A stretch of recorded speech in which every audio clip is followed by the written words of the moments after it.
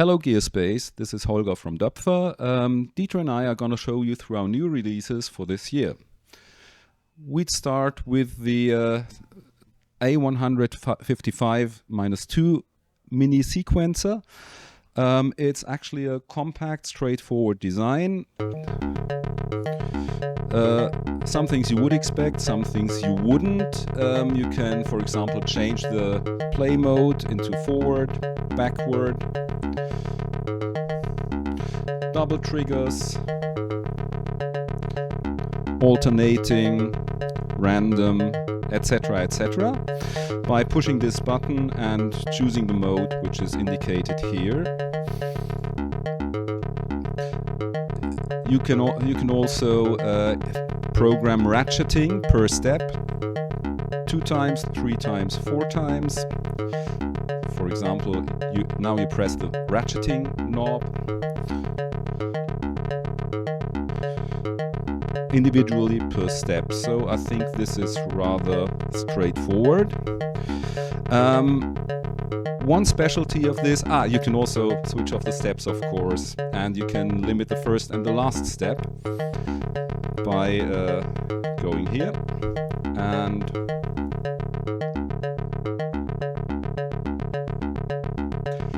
pressing the first step you want and the last step you want.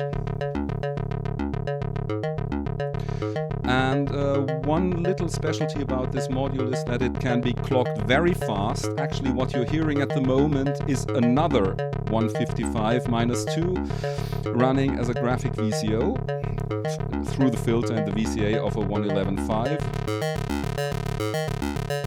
So you could, for example,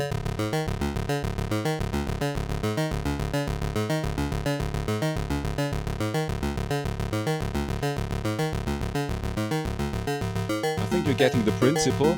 Of course, as it's a sequencer and it goes from maximum 0 to 4 volts, this is on the positive side, so if you want this to go through 0, I mean through the 0 line, not the through 0 crossing, bipolar it's called, I think, sorry about that, then you'd have to use an offset generator, but I think you're getting the principle.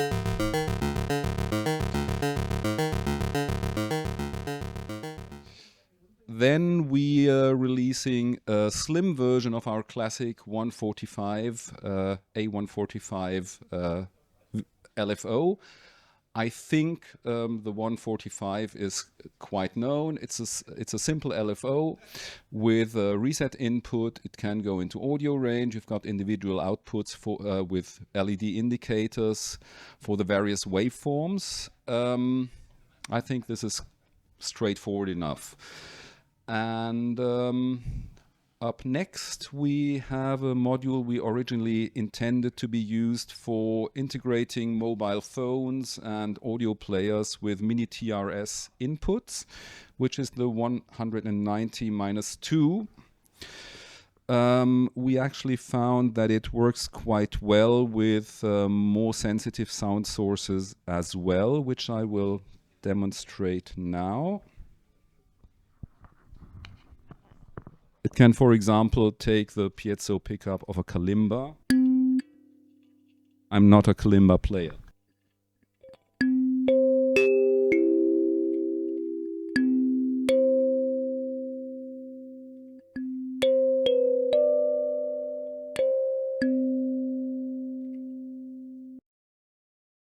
It provides a bit more gain as well. We'll now change the volume for safety reasons. The 2 channels are cascaded into one another at the moment.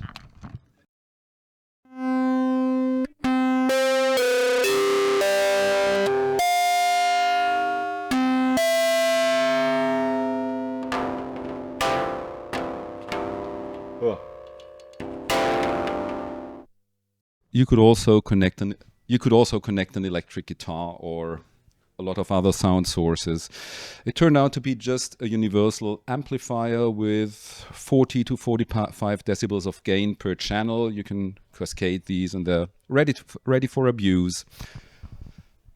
Another new module we have is, it's been announced for quite a while now, the A149-3 fluctuating random voltages, which is based on a Buchla design. Dieter will take over later and explain a bit about the design, just to show what it does.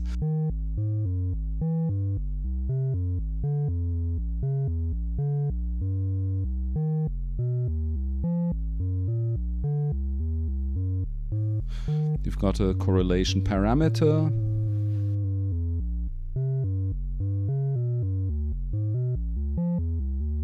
Which limits the distance of the... Well, it's a bit hard for me to explain. I think Dieter is better at that.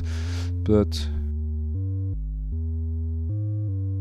he'll explain more about the functionality now.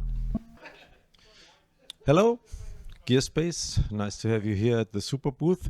My name is Dieter Doepfer of Doepfer Musikelektronik, and I wanted to continue to tell you a little bit about our news we show here at the Superbooth.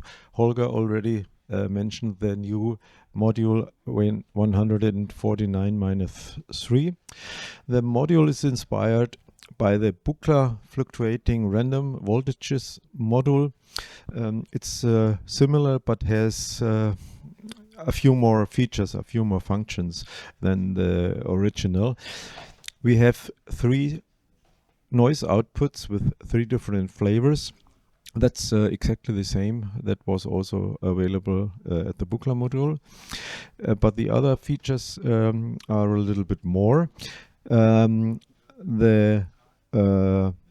noise outputs are used to modulate a triangle LFO. That means we have a triangle LFO which can be adjusted manually in frequency. That's what you see here. And you can use the noise to modulate the frequency of the triangle. We have a separate control. Here you see it becomes more and more random. So you still have a triangle which is modulated by the noise in the frequency. That's the same as in the original module, but we have the possibility to adjust the frequency of the LFO and the intensity of the noisiness. The output of this is called a noisy triangle. So the difference is that you have access to both the frequency and the intensity of the noisiness. After this we have sample and hold that follows the output of the triangle LFO. We have an internal clock oscillator. Let me see. A clock oscillator for the frequency of the sample and hold, the trigger of the sample and hold. And after the sample and hold, we have a slew limiter, which is voltage controlled. So it's the same structure as the original module, but you have access to a lot of parameters and inputs and outputs which were not available in the original module. In addition, you can use each unit, for example, the sample and hold or the triangle output separately. So if you use the corresponding inputs and outputs of the sample and hold, you have a separate sample and hold independent from the different other modules if you want. Okay, this are the main features of the module. It's a good idea to look at our website. Here we have a sketch of the internal structure of the module and a little bit more details, much more which I can tell you here. Okay, so much for this module. And now to our next new module, which we show here at the Superbooth. It's the A198-2. It's the new version of the ribbon controller. The main difference compared to the old version of the ribbon controller is that it has a built-in quantizer and a lot of additional features which are not available at the old version of the ribbon controller. So the best is I will show you when I play on the manual. When I play on the manual, You hear now the quantized version of the ribbon controller. You can turn on and off the quantization by pressing the corresponding button at the module. Now it's continuous, no longer quantized, and you can go back to the quantized version. It's also possible to change between quantized and non-quantized using an external control input.